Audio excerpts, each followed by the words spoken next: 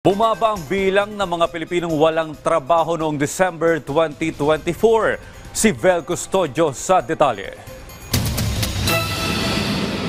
Tumaas ang 96.9% ang employment rate sa Pilipinas base sa huling labor force survey ng Philippine Statistics Authority noong December 2024. Ibig sabihin, nasa 50.19 milyong Pinoy ang may trabaho. Employment rate natin for the whole year 2024 ay nasa 96.2%, higher compared sa employment rate noong the whole year 2023 na nasa 95.6%. Nananatili naman sa 3.1% ng unemployment rate o bilang ng mga walang trabaho. Bumaba din sa 10.9% na underemployment rate. Dumarami naman ang mga nagtatrabaho sa sektor ng transportasyon, konstruksyon at serbisyong publiko. Isa ang National Capital Region sa pangunahing lugar na dinarayo ng job seekers. Generally, tumaas naman po ang NCR. Mataas po sa NCR, mataas po ang employment rate.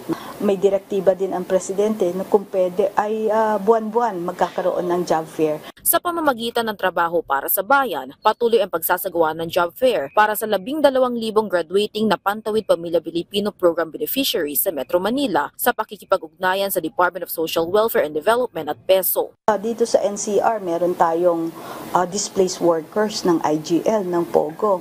So, yun din ay kaya kami nagkakaroon din ng job fair ay para dito sa ating mga displaced workers ng POGO. May direktiba ang presidente na hanapan sila ng trabaho. Nakatakdang magsagawa ng job fair sa Iloilo at Davao ngayong buwan. Samantala, kung sakaling pumasa sa Kongreso ang karagdagang 200 pesos minimum wage sa mga pribadong sektor, nakahanda ang DOLE para magsagawa ng labor inspection. Kami po ay pumupunta sa mga employers, sa ating mga establishments para tingnan natin kung sila ay compliant sa general labor standards na included po doon ang minimum wage. Kasama rin sa susuriin sa labor inspection ay kung tama ang ibinibigay na social benefits sa mga empleyado. Vel Custodio para sa Pambansang TV sa Bagong Pilipinas.